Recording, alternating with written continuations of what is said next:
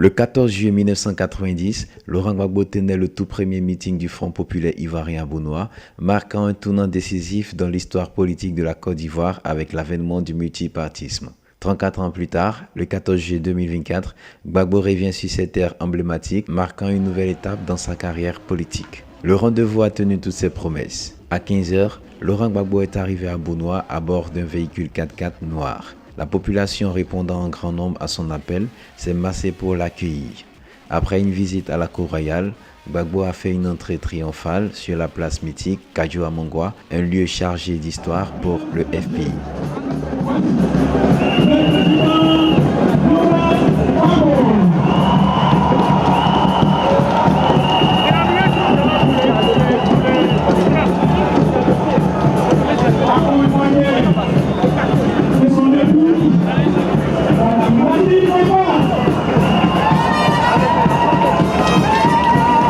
La place Kadjoua-Mongwa revêt une signification particulière, étant le site du premier meeting du FPI le 14 juillet 1990.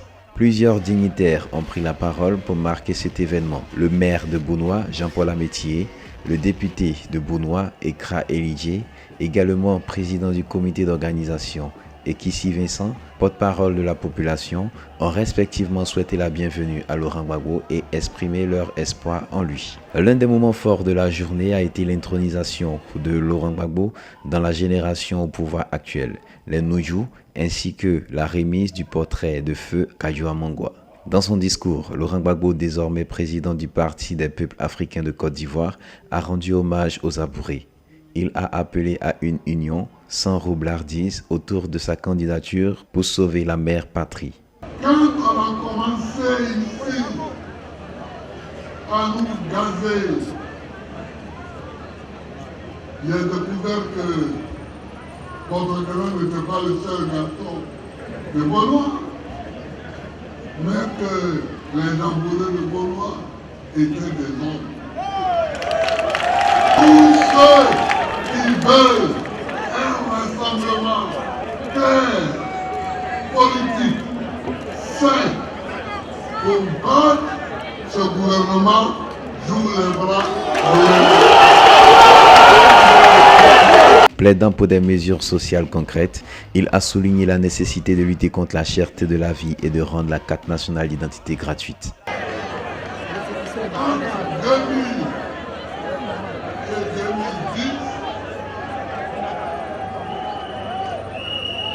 J'avais fait faire gratuitement l'identité. Je demande à l'État de faire un effort, financier pour nos frères les plus pauvres. Damana Picasse, secrétaire général de Laurent Gbagbo, a qualifié cette rencontre d'historique, soulignant son importance pour le rassemblement de tous les Ivoiriens. Nous venons d'assister encore à une rencontre historique. Le président a eu une intervention très dense, mais que je pourrais résumer en 2 points principaux. D'abord, il appelle au rassemblement de tous les Ivoiriens sur une base de sincérité, d'intégrité, de loyauté, afin que dans la confiance retrouvée, nous puissions marcher victorieusement, la main dans la main, vers la conquête et l'obtention du pouvoir en 2025.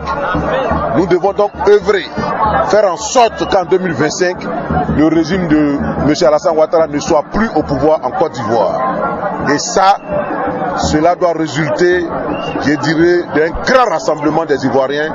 Et je pense que pour ne serait-ce que ces 2 points-là, Bonoa 2024 valait le déplacement. Pour d'autres, ce fut un pari réussi pour le Sud Comoé, témoignant de la capacité de Laurent Gbagbo à mobiliser et inspirer les foules. Oh, mais on a demandé une fois encore de plus que le Sud Comoé, à travers Bonoa, est resté fidèle au président Laurent Gbagbo.